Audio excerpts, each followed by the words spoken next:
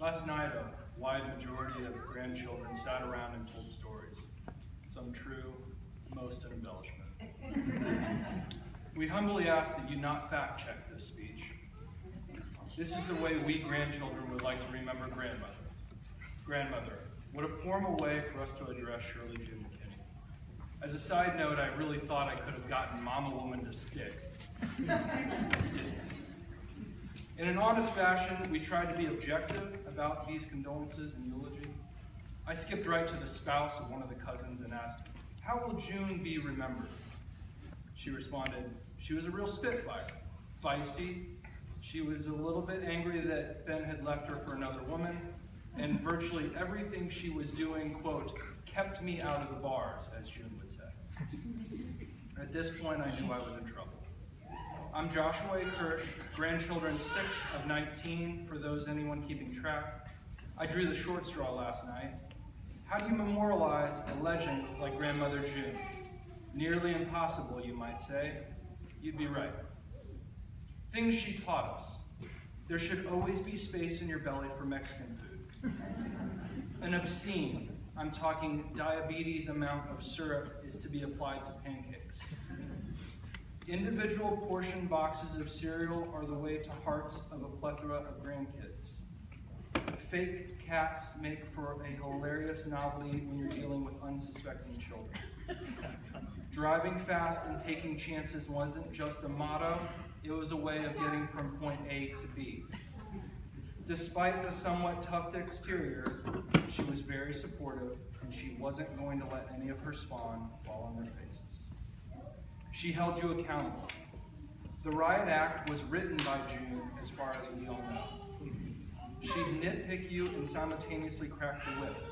It seemed to come from a place of genuine desire to see success, or frankly, belittlement. As one grandchild recalled, she made him feel about 2 inches tall for breaking a glass once.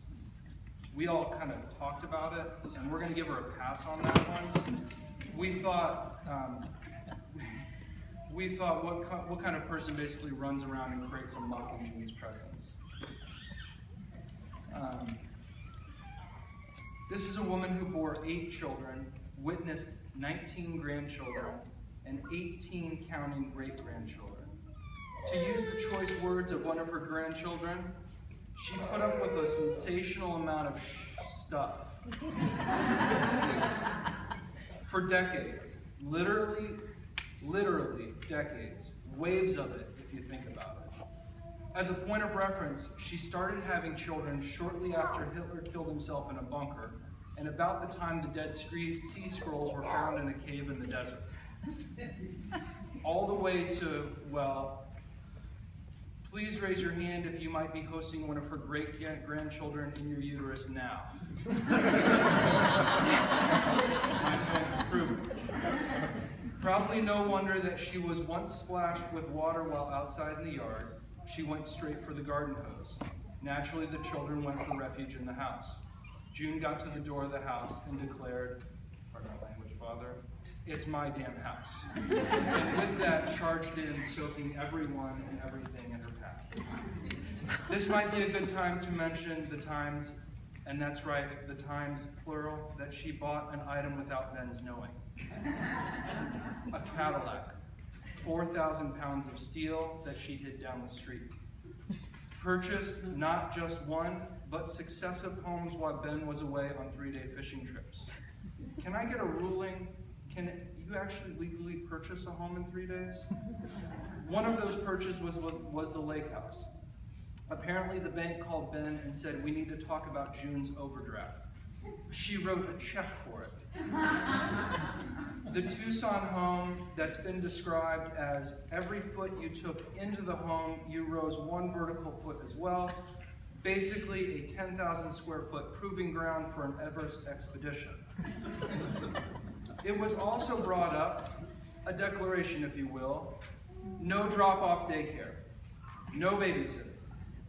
I completely understand this concept. With as many yearlings as she had running around, she would have had to have been a sadist to say anything else. But from that statement, the stories flooded out. ... The grandkids piled out of the convertible like a clown car for a trip to Friendly's ice cream at the Glendale Mall. ... She insisted on ruining the spa tub with bubble baths because that's what makes little girls happy. ...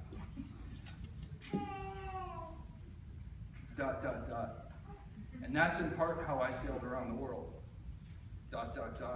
She flew me into Southern California to spend time with her. She was really too old to be watching Corbin, so they barricaded him with pillows on the bed, and June just sat there and stared at him for a couple of hours. ... And I wanted to bring that fish home, and she got it home, in a bucket, barely alive. One of us recounted playing gin rummy with her, a lot. He noted an interesting parallel in the way June and Ben played gin was a lot like their lives, and you'll have to forgive me as I don't play gin. Basically, Ben would go all out early and attempt to get all the points. Grandmother June would do the slow play, making you grind it out to win. And apparently, she was not a graceful loser. My favorite that I had a hard time working into the speech, but I didn't want to forget, was the story about being taken to an Indian restaurant around 2013, New Year's. She had never tried it before. At the end of the meal, she exclaimed, "How, in all of these years, did I never know about Indian food? It's like Mexican food with extra flavor." June was once reported as stating, she's far too big to be sitting on your lap any longer." The child was 5. Once she scolded Ben for turkey hunting from the sunroof of a Lincoln Town Car in Missouri. "It's cheating, Ben. You're taking the sport out of it." I might be running a little long and rambling, so I'm just going to share my final sentiments. Grandma June, you left a legacy of fair-complected, skinny-bald men and voluptuous, loud women. They are very funny in a sick kind of way. They value tradition and family. They cherish time together. They have a dangerous wit and a capable demeanor. They thrive in adversity and are very hard workers. They are a passionate group of rabble-rousers who will carry your spirit on in their days. It's quite the legacy you and Ben have left the world. Please hold each day as a precious gift. It was apparent that in the end, June still was holding on to each one of these days. In my grandmother's honor, please curse a little bit and hold your loved ones a little tighter than you normally would. Thank you all from each one of us, and if you have any issues or concerns, please take it up with our legal representation.